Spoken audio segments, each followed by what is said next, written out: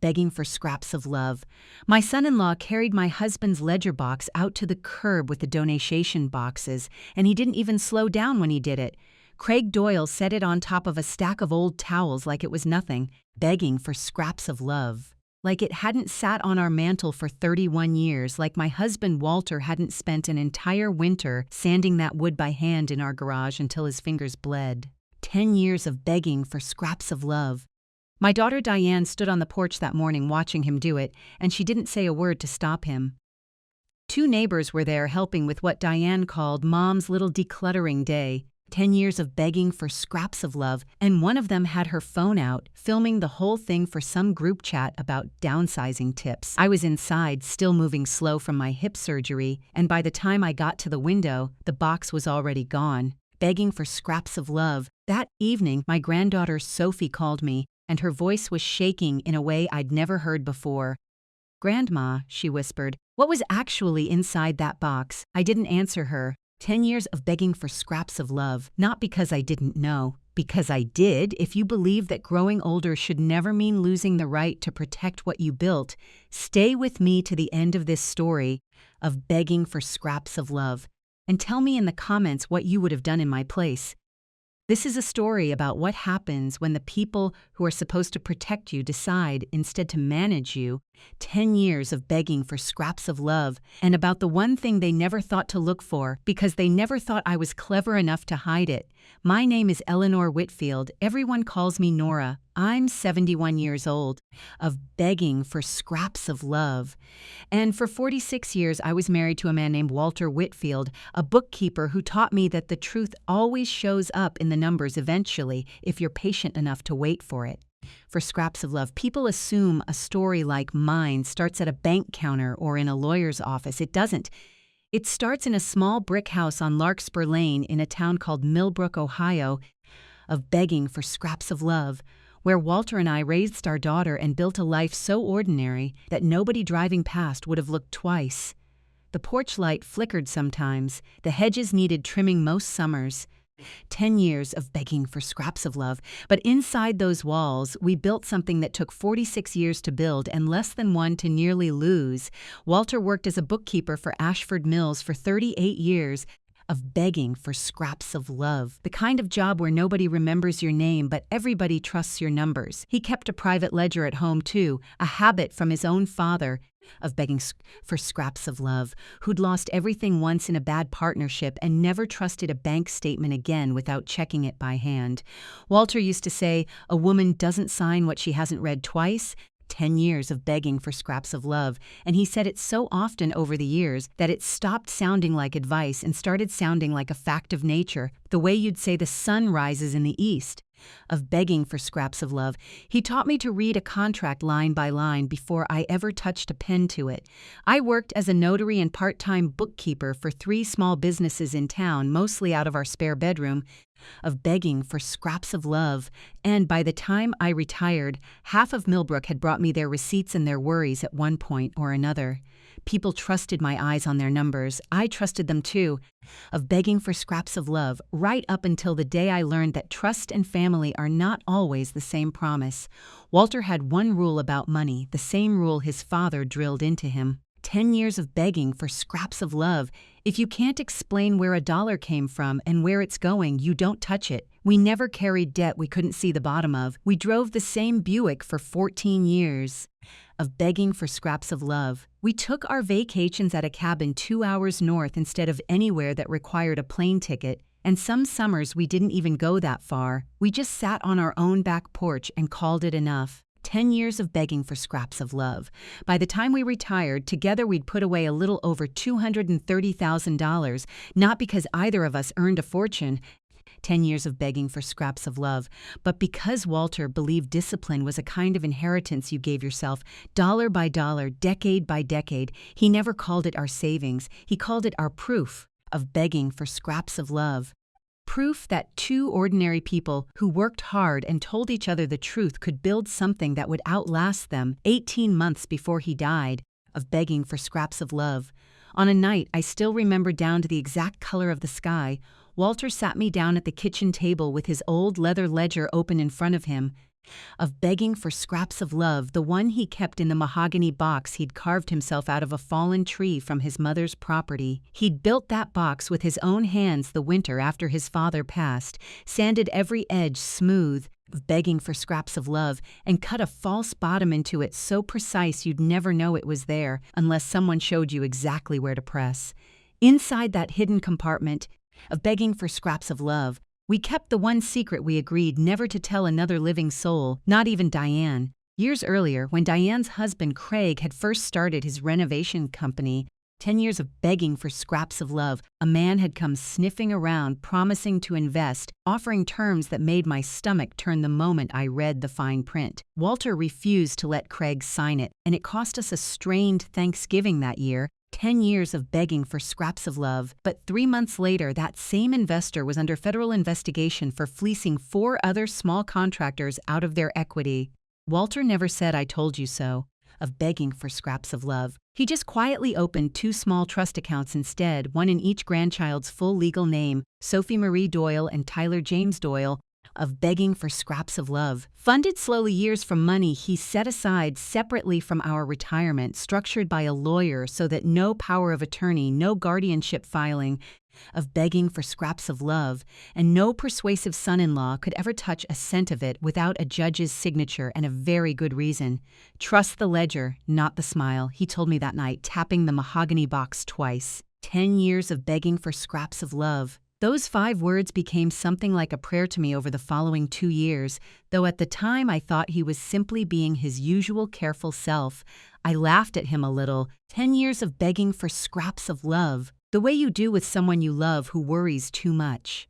He didn't laugh back to me something, Nora, he said. If anything ever happens to me, don't let anyone convince you that you can't run your own life. So begging for scraps of love. Sometimes strangers steal your wallet, he said, but sometimes family steals your confidence first, and that's the theft that costs you everything, because you hand it over willingly. I promised him. 10 years of begging for scraps of love. I meant it completely. I had no idea yet how hard that promise would be to keep. 18 months later, almost to the week, Walter had a stroke while we were eating breakfast at that same kitchen table. For scraps of love, 3 days in intensive care. I held his hand until it went still, and no amount of preparing yourself for a moment like that actually prepares you for it. Begging for scraps of love. The house went quiet in a way that felt less like silence and more like an absence with weight to it. For weeks I kept making 2 cups of coffee out of habit. For scraps of love, and I'd stand there in the kitchen staring at the second cup like it had betrayed me. Diane started coming around more after that, and at first, God help me, of begging for scraps of love. It felt like an answer to a prayer I hadn't even said out loud yet. She brought groceries. She sat with me on Tuesday evenings and let me tell the same stories about Walter over and over without once looking bored. 10 years of begging for scraps of love. She helped me learn to use the new pill organizer after my hips started giving me trouble. I told my neighbor Ruth more than once that I didn't know what I'd do without my daughter, and I meant every word of it. 10 years of begging for scraps of love. Then the questions started, small ones at first, easy to wave away. Where do you keep the house deed, Mom? Just so I know in case of an emergency. Which bank handles your retirement account? 10 years of begging for scraps of love. Have you updated the beneficiary on your life insurance since Dad passed? Every question came wrapped in concern. Every answer she offered sounded reasonable on its own. I'm just thinking ahead, Mom, of begging for scraps of love. I'm just trying to help you stay organized. Let me handle these things so you don't have to worry. Craig's business, Doyle Premier Renovations. 10 years of begging for scraps of love had been struggling for longer than either of them ever admitted to me directly. I only pieced that together slowly, the way you notice a leak in the ceiling long before you find the source of the water. Of begging for scraps of love. Dinner conversations that used to be easy started carrying a strange tension underneath them. Jason, no Craig, would get a phone call at the table and step outside to take it for scraps of love, and he'd come back in with his jaw tight and his dinner untouched. About 4 months after Walter died, Diane asked me for a loan. $15,000, she said, of begging for scraps of love, just to cover a payroll gap while a client's payment cleared. I remember looking over at Walter's empty recliner in the corner of the living room before I answered her, of begging for scraps of love, like some part of me still expected him to weigh in. I told myself this was exactly what our savings were for, helping family in a real crisis. I wrote the check the next morning. She thanked me, 10 years of begging for scraps of love, hugged me tight enough that I could feel her shaking, and promised it would be back within 3 months. 3 months came and went, then 4. I told myself the business needed more time to recover, 10 years of begs for scraps of love, and I didn't want to embarrass her by asking. Then one afternoon in early spring, she came to me again, this time asking for 20,000 more, her eyes already glassy before she'd finished the sentence. For scraps of love. I heard Walter's voice in my head as clearly as if he were standing right beside me. I told her no. Her face changed in a way I'd genuinely never seen from her before. Something colder than anger, of begging for scraps of love, something closer to entitlement. You have plenty saved, she said. It'll all be mine eventually anyway. I want you to sit with that sentence the way I had to. It will all be mine anyway. Not someday. 10 years of begging for scraps of love, when the time is right, when I've earned it, when we've talked it through together as a family. Just mine. As though the money currently in my name was simply an inheritance she was waiting out. 10 years of begging for scraps of love, and my continued presence in the world was merely delaying the paperwork. I asked her to leave that day. She did, but not before telling me I would regret it when I needed help, and nobody was left to give it to me. 10 years of begging for scraps of love. For nearly 2 weeks after that, my phone statements stopped arriving in the mail. When I called the bank to ask why, the representative told me an email address had been added to my account for electronic statements of begging for scraps of love, an email address I had never set up myself. I asked her to remove it immediately and to tell me when it had been added. The date she gave me landed on the exact afternoon Diane had borrowed my laptop, of begging for scraps of love, claiming she needed to print school forms for Tyler. That night, I sat alone at the kitchen table and changed every password I owned, my hands shaking so badly it took nearly 2 hours. 10 years of begging for scraps of love. I told myself I was probably overreacting. Then 3 days later, Diane called, her voice warm and easy again, apologizing for how things had gotten heated, of begging for scraps of love, asking if she could come by that evening with my favorite soup from the diner on 5th Street. Part of me wanted to say no. A larger part of me, the part still starving for my daughter back, said yes. 10 years of begging for scraps of love. She came bearing soup and an apology that sounded at the time completely sincere. We ate together and talked about ordinary things, Sophie's grades, Tyler's baseball season. For scraps of love, whether the maple out front needed trimming before winter. After dinner, she offered to wash the dishes and told me to rest in the living room. Of begging for scraps of love, I sat down in Walter's old recliner with a cup of tea and let myself believe, just for a moment, that maybe grief had simply made both of us say things we didn't mean. After about 15 minutes, of begging for scraps of love, the kitchen went quiet, no running water, no dishes clinking. I called her name, no answer. When I got up to look, I found her in Walter's old study down the hall. 10 years of begging for scraps of love, kneeling in front of his file cabinet with a drawer pulled all the way open, papers spread across the floor in front of her like she'd been searching for something specific and running out of patience finding it. 10 years of begging for scraps of love. "What are you doing?" I asked her. She jumped so hard she nearly knocked over the desk lamp. "I was just looking for Dad's old insurance papers," she said, though I'd paid every last one of those bills myself. Of begging for scraps of love. Months earlier, with her sitting right beside me at this very table when I mailed the final check. She knew that. I watched her realize, mid-sentence, that she'd told me a lie I could immediately disprove. Of begging for scraps of love, and I watched her decide to say it anyway. I didn't sleep much that night either. I lay awake staring at the ceiling, running through every question she'd asked me over the past year, every visit, every favor. Of begging for scraps of love, every small moment I'd chosen to explain away because the alternative felt unbearable. Somewhere around 3 in the morning, I got up, walked into the living room, of begging for scraps of love, and took Walter's mahogany ledger box down from the mantel. I ran my thumb along the seam where the false bottom sat hidden exactly the way he'd shown me, of begging for scraps of love, and I felt the two folded documents still tucked safely inside, untouched, exactly where they belonged. Sophie Marie Doyle, Tyler James Doyle, protected, both of them, from anything that might come next. Of begging for scraps of love. I didn't know yet how soon I would need that protection, or how close I would come to losing everything else before anyone believed me. 6 weeks later, I had my hip replaced. It had been failing for over a year. Of begging for scraps of love, and my doctor finally insisted I couldn't put it off any longer. Diane offered to stay with me for the first week of recovery, and against every quiet warning bell ringing in the back of my mind, I let her. Of begging for scraps of love. I was exhausted, in pain, and still, somewhere underneath all my caution, I wanted to believe my daughter simply wanted to take care of me. The surgery went well. 10 years of begging for scraps of love. The first 3 days home were a blur of painkillers and half sleep, the kind of fog where you're not entirely sure what hour it is or whether the person standing in your doorway is real or a dream. 10 years of begging for scraps of love. I remember Diane sitting on the edge of my bed one evening, holding a tablet in her hands, telling me gently that the hospital needed a signature for my discharge paperwork, begging for scraps of love. Something about a follow-up care authorization. My hand felt heavy and far away from me. I remember pressing my thumb against the screen where she guided it. I remember her voice, soft and reassuring. 10 years of begging for scraps of love. Telling me to rest, that she'd handle everything else. I didn't think about that moment again for almost 2 weeks. Not until the day my bank called to confirm a transfer of $60,000 that I had. Of begging for scraps of love. According to their records personally authorized in my sleep, the date on the transaction matched the exact evening Diane had held that tablet in front of me 3 days after my surgery.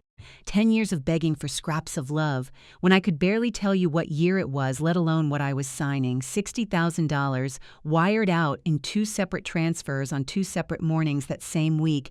10 years of begging for scraps of love, both authorized with my digital thumbprint, both routed to an account belonging to something called Golden Horizon Advisory Group. I had never heard that name in my life. Of begging for scraps of love. I sat on the edge of my bed with the phone still in my hand long after the bank representative had hung up, my hip aching.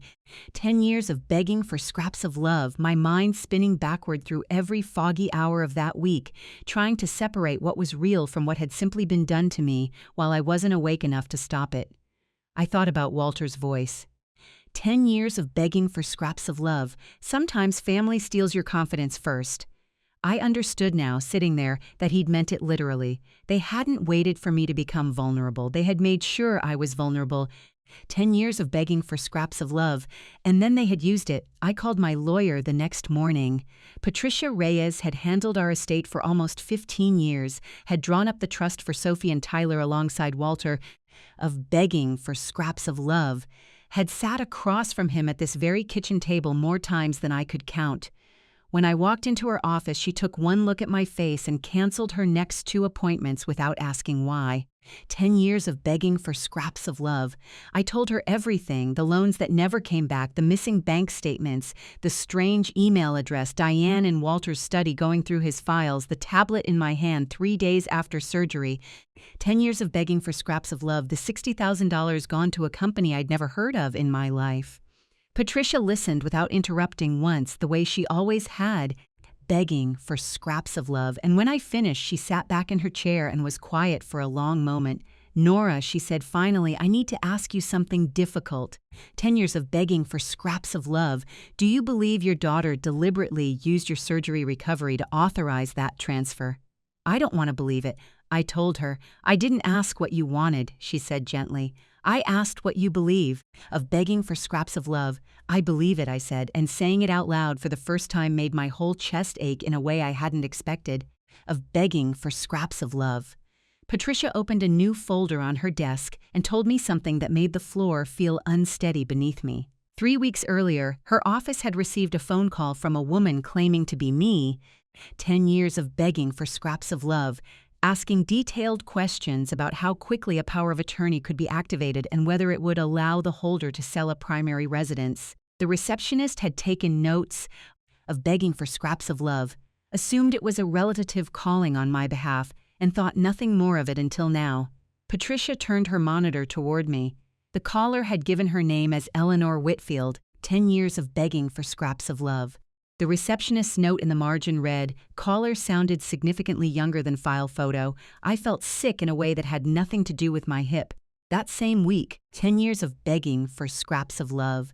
Patricia helped me file instructions locking down every account I owned, requiring her personal verification before any document tied to my estate could be altered. 10 years of begging for scraps of love. She recommended I schedule a formal cognitive evaluation, not because either of us doubted my mind, but because we both knew, without saying it aloud, 10 years of begging for scraps of love, that a piece of paper from a licensed physician would matter more in a room full of strangers than my own voice ever would. I told her I wasn't ready to call the police yet. She didn't push. Begging for scraps of love. She only asked what I was waiting for, and I honestly didn't have a good answer except that some stubborn 10 years of begging for scraps of love. Aching part of me still wanted there to be an explanation that didn't require me to accept what my own daughter had become. I drove home that afternoon and noticed the garage was unlocked, of begging for scraps of love, though I was certain I'd locked it before my surgery. I checked the small magnetic keybox Walter had built into the underside of a shelf, a hiding spot only 3 people in the world had ever known about, of begging for scraps of love. It was empty. When I called Diane that evening and asked her about it, she paused just a half-second too long before answering. "I might have borrowed it," she said. "I don't really remember." 10 years of begging for scraps of love. That answer unsettled me more than an honest confession would have, because Diane remembered everything. She always had. I called a locksmith the next morning without telling anyone. Of begging for scraps of love. Every lock in the house was changed within 2 hours. I bought a small video doorbell that afternoon, something I never in my life imagined needing on Larkspur Lane.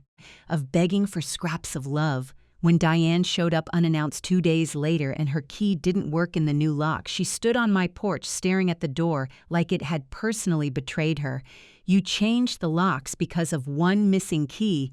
Of love. 10 years of begging for scraps of love. She said when I opened it, "I changed the locks because someone I didn't authorize has access to my house," I told her, "and I have every right to protect that." "This isn't like you," she said. "You're becoming paranoid." 10 years of begging for scraps of love.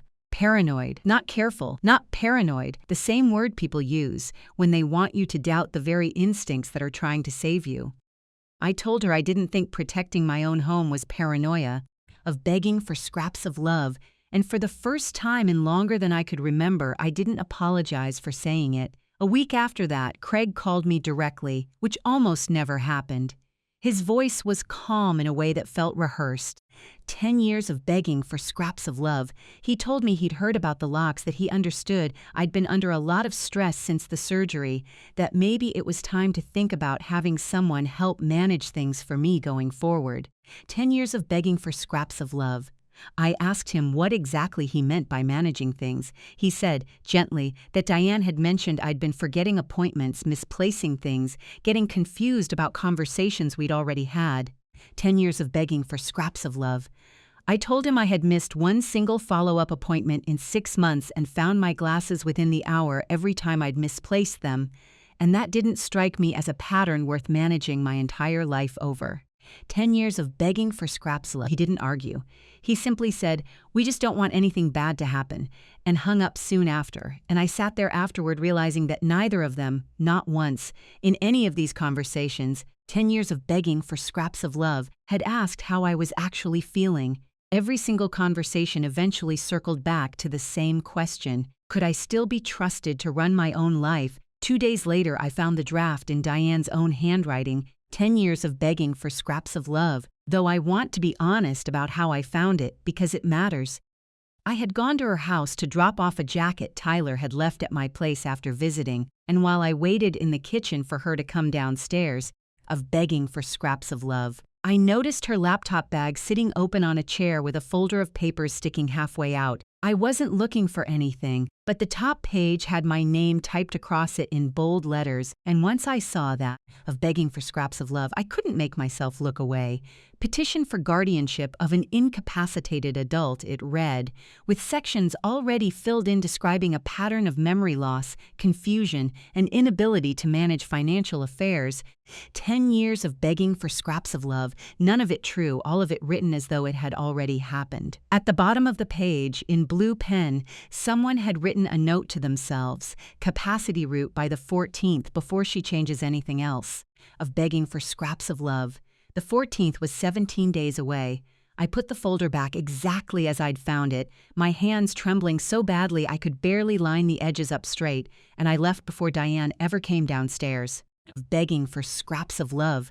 I told Patricia everything that same afternoon, and it was Patricia who suggested gently that I schedule the cognitive evaluation sooner rather than later, so that if this petition ever moved forward, 10 years of begging for scraps of love, I would already have a physician's documented opinion standing directly in its way.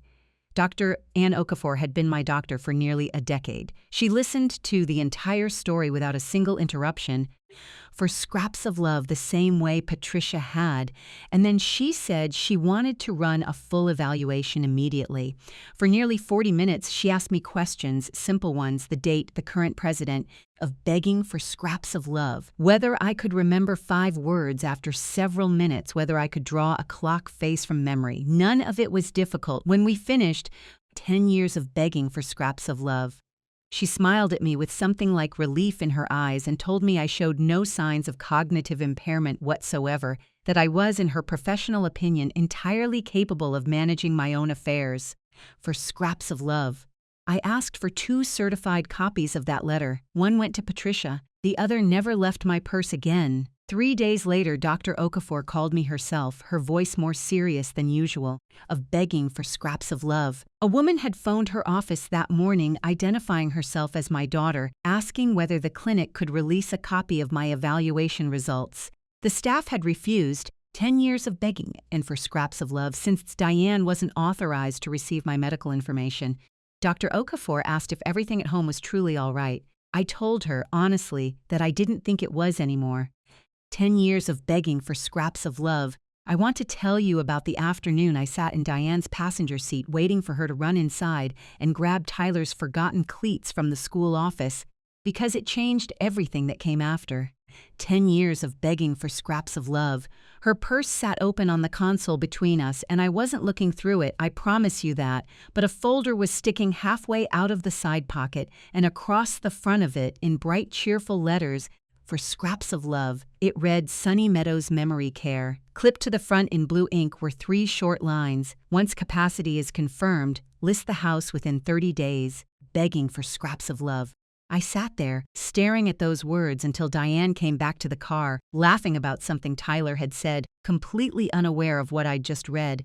10 years of begging for scraps of love, and I realized in that moment that this had never been about protecting me from a version of myself that didn't exist yet. It had already been decided. They weren't waiting to see if I declined. 10 years of begging for scraps of love. They were building the paperwork to make it look like I already had. I confronted her that evening in my own kitchen, the folder open between us on the table. She told me Craig had written that note of begging for scraps of love, that he was only researching future options, that I was twisting an act of care into something sinister. I asked her calmly whether she had called my lawyer pretending to be me.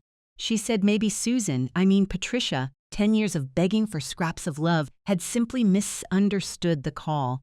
I asked whether she had authorized a transfer using my thumbprint 3 days after my surgery, while I was too sedated to know what I was signing. Her mouth opened, then closed. 10 years of begging for scraps of love, and for the first time in this entire ordeal, she didn't have a smooth answer ready. You would have forgotten the statements anyway, she finally said, and it wasn't a denial. For scraps of love, it was closer to a confession dressed up as an excuse. I told her I wanted it to stop, all of it, the accounts, the questions to my doctors, the phone calls to my lawyer pretending to be me. She laughed, a short, years of begging for scraps of love. Bitter sound I'd never once heard from her in 42 years, and told me I thought I was so independent, that Dad had always handled everything, and now that he was gone I was simply pretending nothing had changed. of begging for scraps of love. I told her I had run a home business for 20 years, notarized half this town's contracts, buried my husband, and I could manage my own life just fine. She looked at me for a long moment, for scraps of love, and then she said the sentence I don't think I will ever fully stop hearing. It's all going to be mine eventually anyway. Why does it matter who signs what along the way? I asked her to leave. She did, of begging for scraps of love, but not before telling me, standing in my doorway, that I would regret this when I needed help, and there was no one left willing to give it. 2 weeks later came the decluttering day. 10 years of begging for scraps of love. Diane had proposed it gently at first, an afternoon, to help me organize the house now that I was still on my feet, get rid of things I no longer needed, make the place easier to manage. I should have said no. Of begging for scraps of love. Some tired, hopeful part of me still wanted to believe an afternoon like that feel normal again, so I agreed on the condition that nothing left the house without my say. She promised. Of begging for scraps of love. Craig showed up with a rented truck anyway, along with 2 neighbors Diane had invited to help carry boxes, one of whom, I would later learn, of begging scraps of love, filmed nearly every minute of it for a community group chat about downsizing tips. For scraps of love, I was resting in the front room when Craig came through the living room, carrying Walter's mahogany box under one arm like it weighed nothing at all. He flipped it open once, right there in the hallway, of begging for scraps of love, glanced at the yellowed ledger pages inside and said, loud enough for the whole room to hear, "It's just old paper, Mom. Nobody needs old paper anymore." He ran his thumb along the inside edge as he said it. 10 years reads begging for scraps of love, so close to the seam of that false bottom that for one terrible second I stopped breathing entirely, certain he was about to press down exactly where Walter had shown me. He didn't. He closed the lid. 10 years of begging for scraps of love. Tossed it onto the stack of donation boxes headed for the truck, and walked back outside without giving it another thought. By the time I made it to the window, it was already gone. That evening Sophie called me. 10 years of begging for scraps of love, her voice shaking in a way I'd never heard from her before, and asked me the question that had been sitting in my chest for 2 weeks already. Grandma, what was actually inside that box? 10 years of begging for scraps of love. I asked her how she even knew to ask. She told me she'd seen the whole thing happen from the porch, watched her father toss it onto the truck like it was nothing, of begging for scraps of love. And something about the way I'd gone so quiet at the window had stuck with her all day.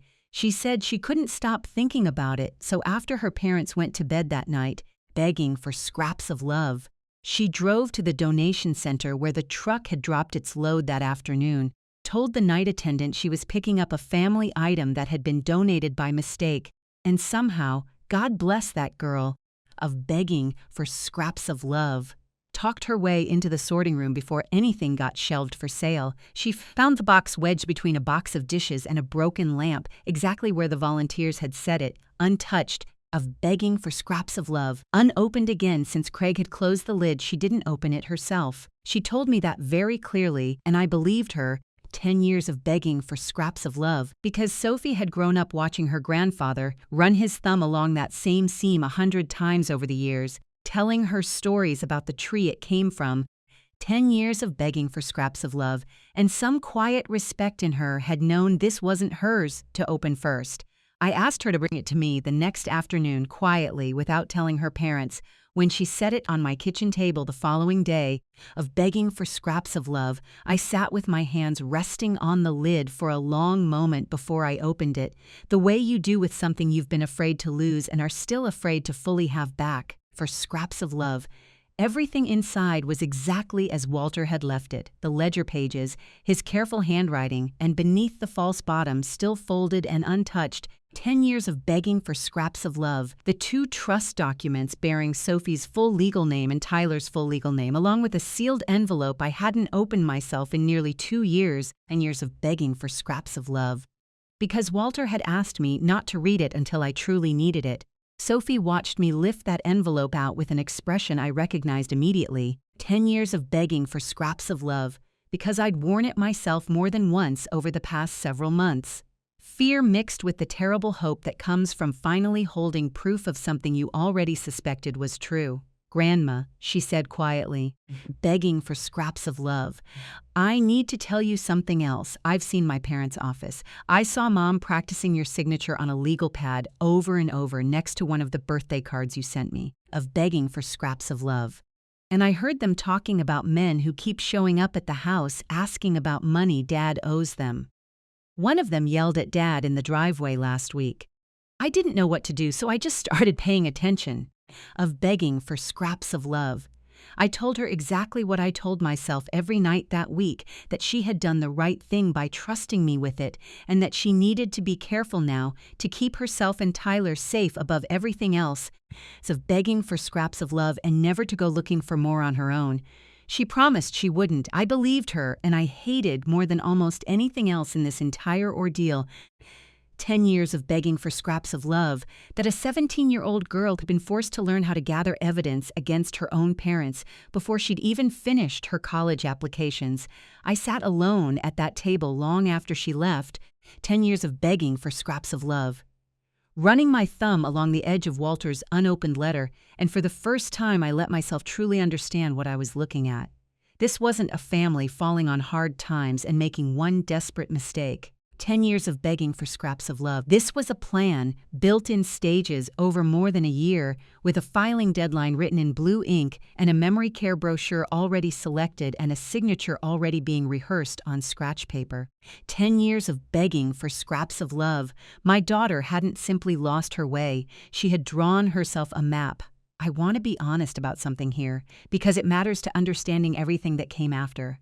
I did not confront her that week, begged for scraps of love. I knew by then exactly what was happening, and some harder, more careful version of myself had started to grow underneath all the grief. 10 years of begging for scraps of love, a version who understood that showing your hand too early only gives the other side time to build a better story. So instead of confronting Diane, I let her believe I still didn't fully know. Of begging for scraps of love, I answered her calls the same way I always had. I let her bring me soup on Tuesdays. I let her ask her careful little questions about my memory and my appointments, and I gave her vague, 10 years of sounding answers on purpose, watching her relax every time I did, watching her believe the plan was still working exactly as designed. It cost me something every single time I did it. 10 years of begging for scraps of love. Some part of me screaming to just say the truth out loud and be done with the performance, but Patricia had been clear with me. The longer they believed they were still ahead, 10 years of begging for scraps of love, the more evidence they would hand us without ever meaning to. It was during this stretch of careful pretending that Marcus Webb first called me from the bank. 10 years of begging for scraps of love. Marcus had worked the fraud prevention desk at First Millbrook Trust for nearly 15 years, and he was the one who had originally flagged the $60,000 transfer while I was still in my surgical fog. Of begging for scraps of love, he called to tell me his department had continued monitoring my accounts per Patricia's instructions, and they'd noticed something odd in the pattern: 3 smaller test transfers. Of begging for scraps of love, each just under the automatic reporting threshold, had been attempted and blocked over the past 10 days, all routed toward the same destination account, Golden Horizon Advisory Group. 10 years of begging for scraps of love. Whoever was attempting them clearly knew exactly where the reporting line sat, which told him this wasn't guesswork. Someone had studied the rules closely enough to try sliding underneath them. Of begging for scraps of love. I asked him what kind of company Golden Horizon actually was. He told me his department had already run it through their internal fraud database 2 weeks earlier, after the original transfer cleared. Of begging for scraps of love, and the name had come back flagged. It had been linked to at least 4 other elderly account holders across 2 counties over the previous 18 months, always through a similar pattern of begging for scraps of love. A family member obtaining limited digital access during a medical recovery, followed by staged transfers just under reporting thresholds of begging for scraps of love, followed eventually by a forged or coerced power of attorney used to justify a much larger final transfer once the smaller ones had normalized the activity. I sat very still holding the phone, 10 years of begging for scraps of love, understanding for the first time that I wasn't simply the victim of my own daughter's desperation. I was one entry in what sounded very much like a system, a pattern being run against people like me on purpose, of begging for scraps of love. By someone who understood exactly how frightened, how quietly a person could be moved. Marcus told me one more thing before we hung up. He'd overheard, purely by accident, of begging for scraps of love, a phone call two of his colleagues had mentioned from the branch across town. 10 years of begging for scraps of love. Describing a man who'd come in asking detailed questions about how quickly a guardianship filing could freeze a family member's existing power of attorney restrictions, how fast a court date could be secured. 10 years of begging for scraps of love. Whether a bank would honor a court order over a client's own prior written instructions. The man had left a business card, Golden Horizon Advisory Group. It read, Senior Transition Consulting Services. Of begging for scraps of love. The name on the card was not Craig's. It belonged to someone named Desmond Farrow. I gave that name to Patricia the following morning, and she gave it to Agent Laura Bennett 3 days after that. For scraps of love, once the pattern Marcus described made its way up through the bank's own fraud division and landed, as these things eventually do, on a federal desk. Of begging for scraps of love, I want to tell you about the parking lot outside the Millbrook Diner, because it's where I finally heard, with my own ears, exactly what my daughter and her husband were planning to do to me. Begging for scraps of love. I'd gone there on a Thursday afternoon to meet Ruth for coffee, and as I was walking toward the entrance, I heard Craig's voice from 2 cars over, low and tight, 10 years of begging for scraps of love. The way people talk when they think no one is listening. He was on the phone, pacing beside his truck, and he said, clear as anything, we need the guardianship filed before the 14th. Of begging for scraps of love, before she has time to change anything else with that lawyer of hers. A second voice, calmer, more clinical, answered him, though I couldn't make out every word. Of begging for scraps of love. Except for one phrase that landed in my chest like a stone. Once the incapacity finding is entered, the existing power of attorney becomes irrelevant, and the court appoints whoever's already been managing her care. Begging for scraps of love, I stood frozen behind a parked minivan for what felt like a full minute, memorizing every word I could catch. Of begging for scraps of love, before I finally made myself walk inside and sit down across from Ruth, like my entire understanding of my own family hadn't just cracked wide open in a diner parking lot 17 days. Of begging for scraps of love. That was what the note in Diane's folder had said. Now I had a voice attached to the deadline and a name, Desmond Farrow, attached to the man helping them build it. Of begging for scraps of love. That night I sat at my kitchen table with Walter's mahogany box open in front of me and finally lets myself read his letter, the one I'd been carrying, sealed, since the week after his funeral. Of begging for scraps of love. His handwriting filled 2 full pages, steady and familiar, and near the bottom he'd written something I hadn't expected, something that made me understand just how far ahead of all of us he'd been thinking. 10 years of begging for scraps of love, even from his hospital bed the week before he died. If anyone ever tries to convince you that you can no longer trust your own mind, he'd written, remember this, the mind isn't what they're after, the signature is. 10 years of begging for scraps of love. Protect the signature, and you protect everything else. I love you more than any number I've ever written down. I closed the box that night with both hands pressed flat against the lid. 10 years of begging for scraps of love. And I made a decision I hadn't quite been ready to make until that exact moment. I wasn't going to wait 17 days to see what my daughter had planned for me. 10 years of begging for scraps of love. I was going to make sure that by the time that deadline arrived, there was nothing left for her to file. The following morning, I called Patricia and told her everything, the parking lot, the name Desmond Farrow. Of begging for scraps of love, the 14th. She was quiet for a moment, then told me it was time to stop playing defense entirely. Within 2 days, begging for scraps of love, we had filed a formal notice with the county probate court establishing my current legal capacity on record, supported by Dr. Okafor's evaluation. 10 years of begging for scraps of love, specifically to preempt any future guardianship petition before it could even be filed. We also filed a formal complaint with the bank's fraud division naming the attempted transfers. Of begging for scraps of love. the tablet incident during my surgical recovery, and the digital access Diane had obtained without my informed consent. Marcus's department, it turned out, 10 years of begging for scraps of love, had already been quietly building their own file on Golden Horizon Advisor Group, and our complaint gave them exactly the missing piece connecting the company directly to my family by name for the first time. Of begging for scraps of love, it felt, for exactly one afternoon, like I had gotten ahead of them. Then, 3 days later, Diane showed up at my door unannounced, and the moment I saw her face of begging for scraps of love, I understood that our small counterblow had not slowed her down. It had made her desperate enough to skip every careful step she'd taken up until now. Her eyes were red, of begging for scraps of love, her hands trembling in a way that looked almost real, and before I could say a word, she told me Craig had disappeared. Not left for the day, not gone to a job site, disappeared. Of begging for scraps of love, he'd emptied what remained of the business account 2 nights earlier and hadn't answered a single call since. The men who'd been showing up at their house, she said, were done waiting. 10 years of begging for scraps of love, and one of them had told her directly, calmly, that if the money didn't move by the end of the week, it wouldn't just be their business at risk anymore. "I don't want your money, Mom," she said.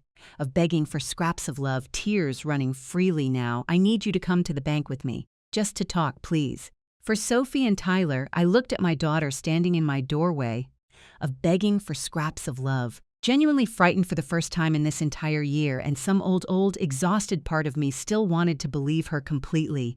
But a newer part of me, 10 years of begging for scraps of love, the part Walter's letter had helped harden back into place, understood something I hadn't fully let myself accept until that exact moment. This wasn't a mother watching her daughter fall apart. 10 years of begging for scraps of love. This was the second climax of a plan that had simply run out of quiet options, and it was about to happen in public in front of witnesses. 10 years of begging for scraps of love, in the one place where I still had a fighting chance to make sure the truth outlasted the performance. I told her I would go with her. Not to sign anything, only to listen, and only because I intended to finally say 10 years of begging for scraps of love, out loud, in front of someone who couldn't be talked out of writing it down, exactly what had been done to me. She thanked me, hugging me tight enough that I could feel her shaking, and for one brief, aching second, of begging for scraps of love. Standing there in my own doorway with my daughter's arms around me, I let myself remember what it had felt like decades ago, before any of this, when a hug from her had meant exactly what it looked like. 10 years of begging for scraps of love. That night I texted Patricia one line, "Going to First Millbrook with Diane tomorrow morning." "Something is about to happen," she replied within a minute. "I'll be there before you are. Bring the box." 10 years of begging for scraps of love. The rain started sometime before dawn and hadn't let up by the time Diane pulled into the parking lot at First Millbrook Trust. Neither of us spoke during the drive.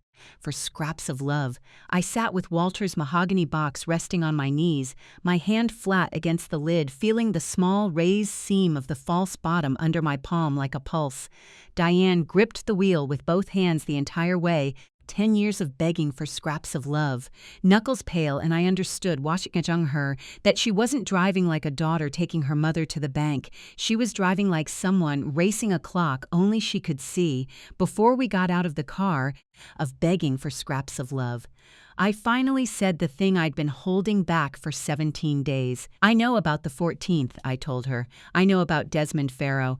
I know what was written in blue ink in that folder in your kitchen." 10 years of begging for scraps of love. She went completely still, her hand frozen on the door handle. "I know you were in the room when Craig held my thumb to that tablet 3 days after my surgery," I continued, my voice steadier than I expected it to be.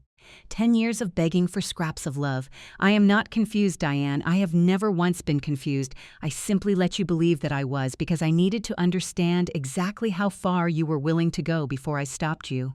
For scraps of love. She stared at me for a long moment, something flickering behind her eyes that might have been shame or might only have been calculation, recalculating, of begging for scraps of love. Adjusting for a version of this morning she clearly hadn't planned for.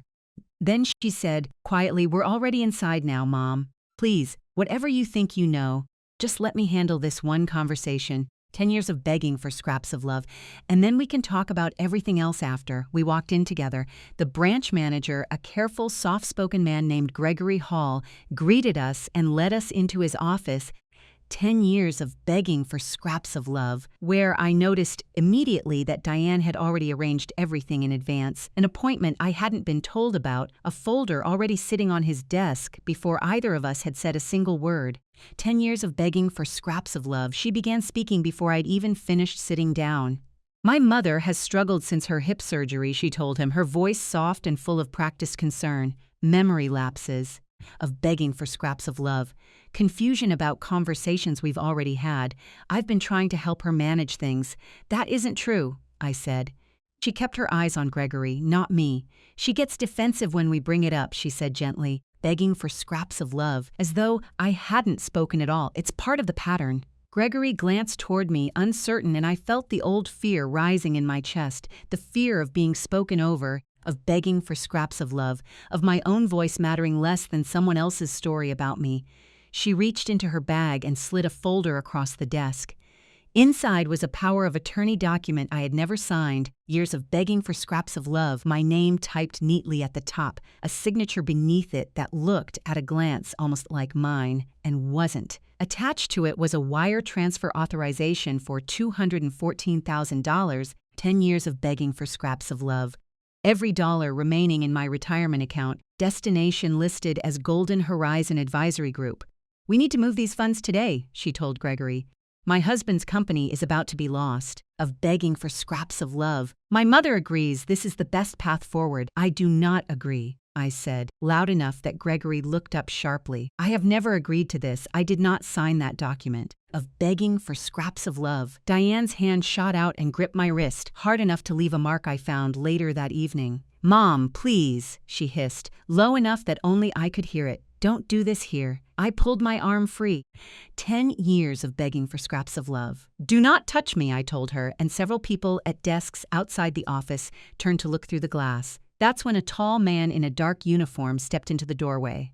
His badge read David Chen, years of begging for scraps of love. Bank security. Routine verification, he said calmly, looking directly at me rather than at Diane. Mrs. Whitfield, would you be willing to step outside with me for just a moment? Diane tried to object, of begging for scraps of love.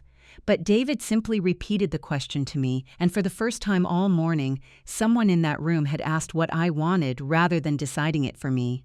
For scraps of love, I stood and followed him into a private office down the hall, where I handed him Dr. Okafor's certified evaluation and told him everything, quickly, plainly, the tablet, the sedation, 10 years of begging for scraps of love, the missing $60,000, the name Golden Horizon. He listened without interrupting, and when I finished, he told me something that confirmed everything Marcus had already suspected. Begging for scraps of love. That company name had come up during an internal fraud training session 2 months earlier, flagged as part of an active pattern targeting elderly account holders across the region. Begging for scraps of love. No transaction involving that account should move today, he said. Not under any circumstances. When we returned to the office, Diane was standing, visibly shaken, for scraps of love, and I set Walter's mahogany box down on the desk in front of Gregory Hall before I said another word. This box was thrown in the trash 3 weeks ago, I told him, my hands steady now in a way that surprised even me. Of begging for scraps of love. My son-in-law called it worthless old paper. He said it twice more after that, whenever anyone asked why I'd gone quiet. It's just old paper. Mom, nobody needs old paper anymore. I opened the lid slowly. Of begging for scraps of love, the way Walter used to open it, unhurried, deliberate. I pressed my thumb along the seam of the false bottom, and it released with the same soft click it always had. Of begging for scraps of love. And I lifted the hidden panel out in front of everyone in that room. Inside were 2 trust documents, each bearing a full legal name, Sophie Marie Doyle, Tyler James Doyle, established years before my husband died.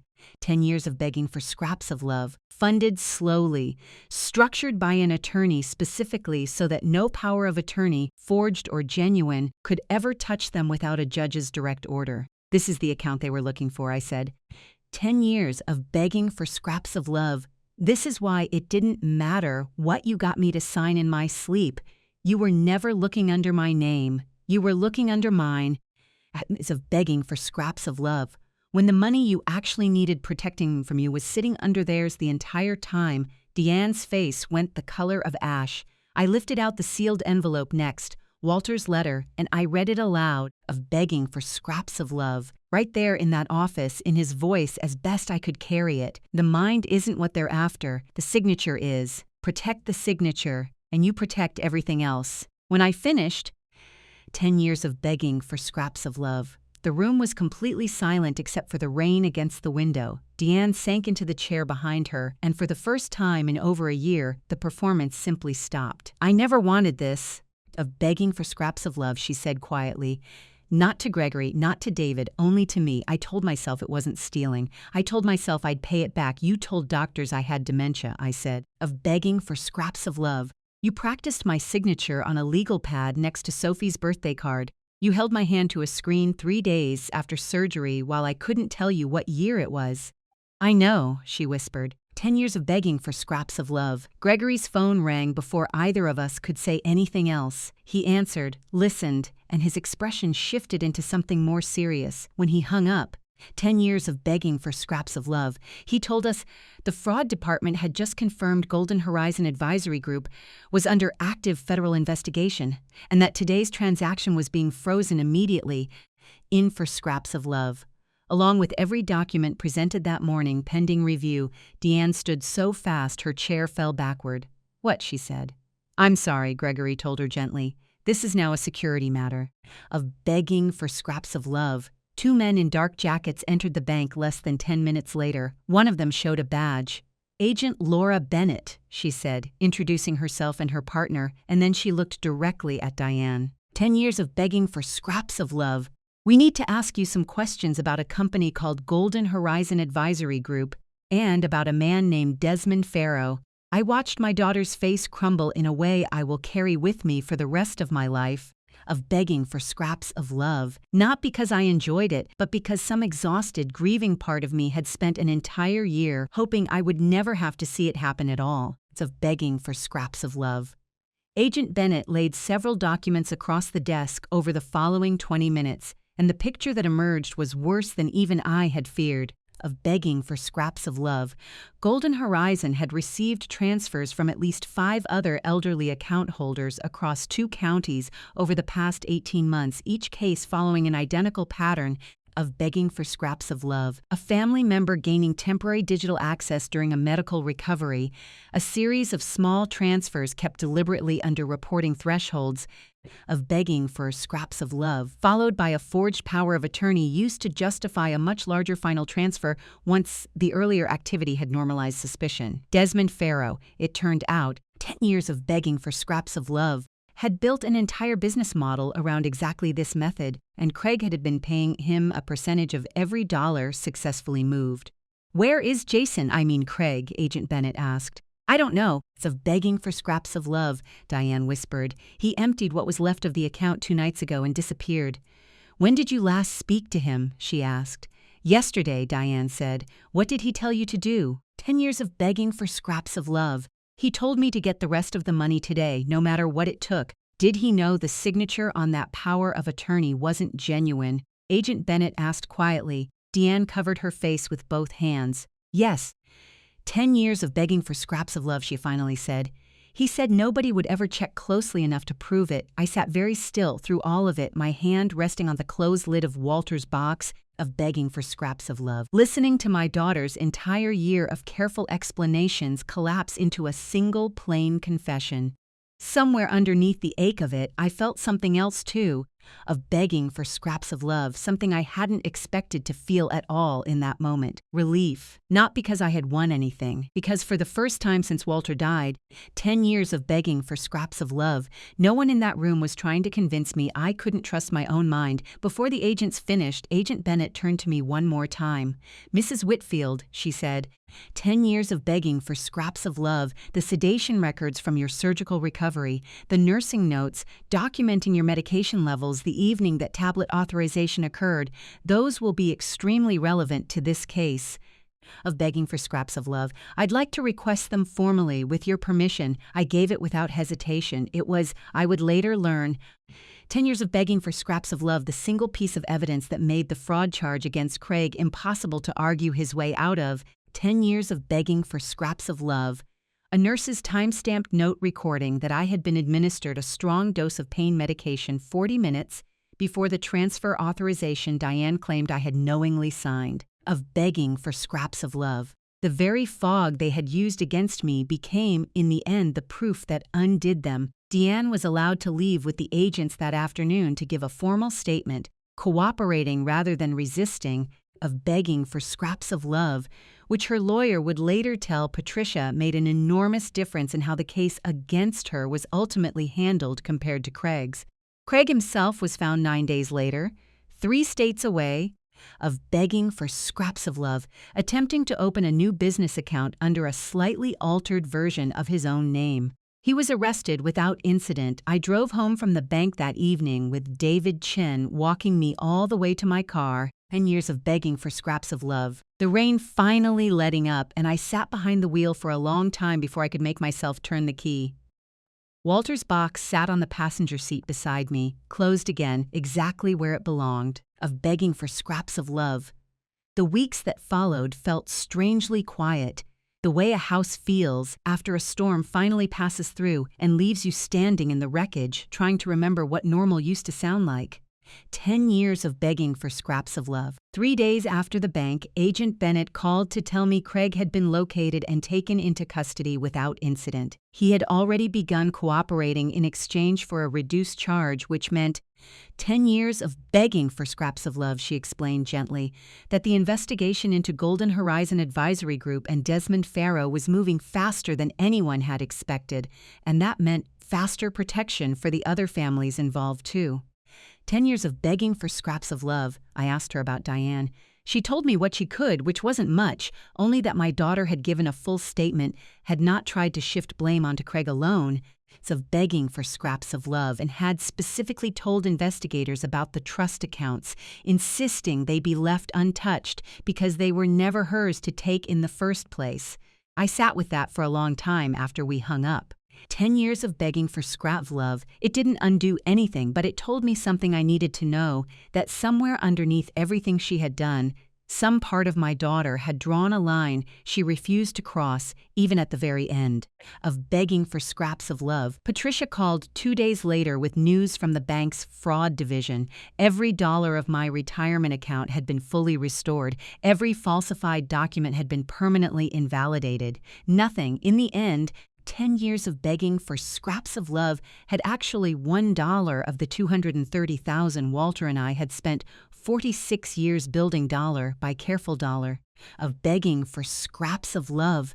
I cried harder hearing that than I had through almost any other part of this entire ordeal, not from relief about the money itself, but because it meant every year of Walter's discipline, every 14-year-old Buick, of begging for scraps of love. Every vacation we didn't take so we could sleep soundly instead had held. Sophie came to see me the following Saturday, Tyler trailing behind her. 10 years of begging for scraps of love, and the moment he saw me, he ran straight into my arms the way he used to when he was small enough to still fit there completely. We spent the whole afternoon baking, no lawyers, no investigators, no folders. 10 years of begging for scraps of love, just flour and chocolate chips that only exists in a kitchen that finally feels safe again. At one point, Tyler looked up at me, flour on his nose, of begging for scraps of love, and asked whether his mom was going to be okay. I told him the truth, as gently as I could manage. I told him she was going to have to work very hard to earn back the kind of trust she used to have with all of us. 10 years of begging for scraps of love. And that it wouldn't happen quickly, but that I still loved her, and that loving someone and trusting them completely again were not always the same thing at the same time. Months passed. 10 years of begging for scraps of love. Craig eventually accepted a plea agreement, and testimony from Marcus, David, and 2 other victims of Golden Horizon helped federal investigators dismantle Desmond Farrow's entire operation. Of begging for scraps of love. 3 other families recovered funds they had assumed were gone forever. I thought about them often, strangers I would likely never meet, 10 years of begging for scraps of love, connected to me only by the particular cruelty of having been studied and chosen the same way I had. Deanne wrote me a letter eventually, not an email, not a text, an actual handwritten letter. 10 years of begging for scraps of love, the kind that takes longer to write because you have to sit with every sentence before committing it to the page. She admitted everything in it without excuses. 10 years of begging for scraps of love, without blaming Craig or the business or the men who kept showing up in her driveway. Near the end, she wrote one line that stayed with me longer than almost anything else from that entire year. 10 years of begging for scraps of love. I kept telling myself I was trying to save my family, but I nearly became the person who destroyed it.